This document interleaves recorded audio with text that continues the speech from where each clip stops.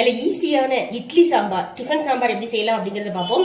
இதுக்கு வந்து பாத்தீங்கன்னா நான் வந்து 1/4 கப் அதாவது 60 ml மெஷர்மெண்ட் உள்ள இந்த அளவுல வந்து பாத்தீங்கன்னா தோரம்பருப்பு எடுத்து நல்லா வாஷ் பண்ணி ஒரு அரை மணி நேரம் ஊற வச்சிருக்கிறேன். அதை வந்து இப்ப நான் குக்கர்ல சேர்த்துட்டேன். இதுல வந்து பாத்தீங்கன்னா கொஞ்சமா நல்லெண்ணெய் சேர்க்கும் போது வந்து பாத்தீங்கன்னா பருப்பு ஈஸியா வேகும், ரொம்ப நம்ம ஹெல்த்துக்கும் நல்லது. கொஞ்சம் நல்லெண்ணெய் சேர்த்திருக்கிறேன். அடுத்தது வந்து பாத்தீங்கன்னா ஒரு 10-15 சின்ன வெங்காயம், ஒரு சின்ன பீஸ் வந்து பாத்தீங்கன்னா பூசணிக்காய், அந்த பம்கின் எல்லோ பம்கின் சேர்த்திருக்கிறேன்.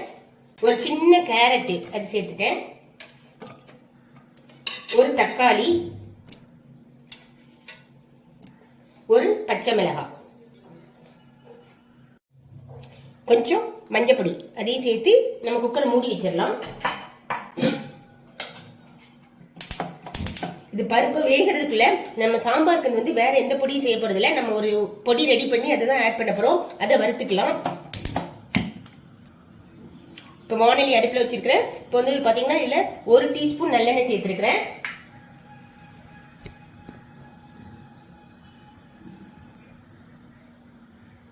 இதுல வந்து பாத்தீங்கன்னா 1 டேபிள் ஸ்பூன் கடலைப்பருப்பு சேர்க்கிறேன்.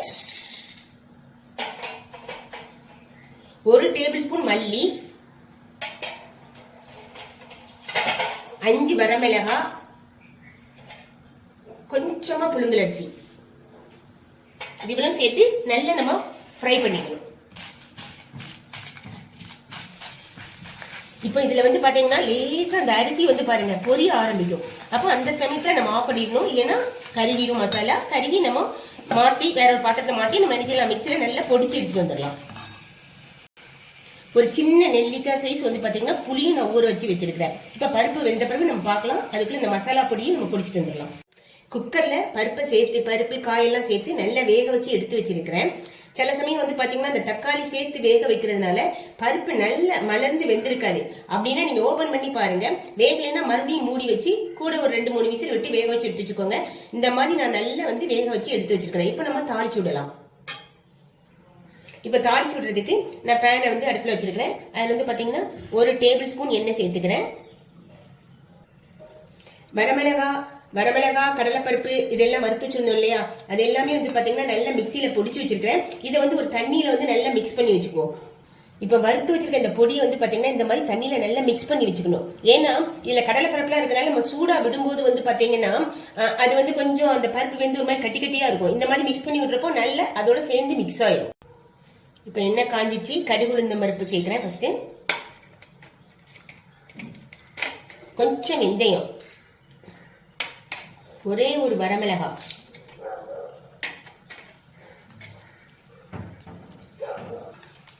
கடுகு வெடிக்க ஆரம்பிச்சிச்சு. இப்போ வந்து நம்ம கருவேப்பிலை சேர்த்தோம்னா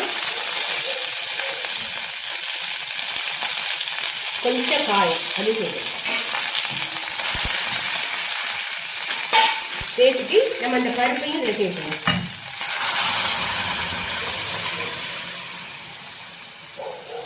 சேர்த்து இதுக்கு தேவைக்கேற்ப நம்ம தண்ணி சேர்த்துக்கலாம். கரைச்சி வச்சிருக்க புளிக்கரசலையும் நான் சேர்த்துருந்தேன். இது பாத்தீங்கன்னா இந்த மசாலா அரைச்சி வச்சிருந்தோம் இல்லையா, அதையும் நம்ம இதில் சேர்த்துக்கலாம். இதை கரைச்சி விட்டுக்கிறேன். பார்த்துட்டு இந்த பாருங்க, இந்த கன்சிஸ்டன்சி ஓகேன்னா நம்ம விட்டுலாம். இல்லைன்னா இதுல வந்து பாத்தீங்கன்னா இன்னும் கொஞ்சம் தண்ணி சேர்த்துக்கலாம். ஏன்னா வந்து பாத்தீங்கன்னா சாம்பார் இட்லிக்கு வந்து பாத்தீங்கன்னா கொஞ்சம் தண்ணியா இருந்தாதான் நல்லா இருக்கும். எல்லாம் இன்னும் கொஞ்சம் நான் தண்ணி இதில் சேர்த்துக்கிறேன்.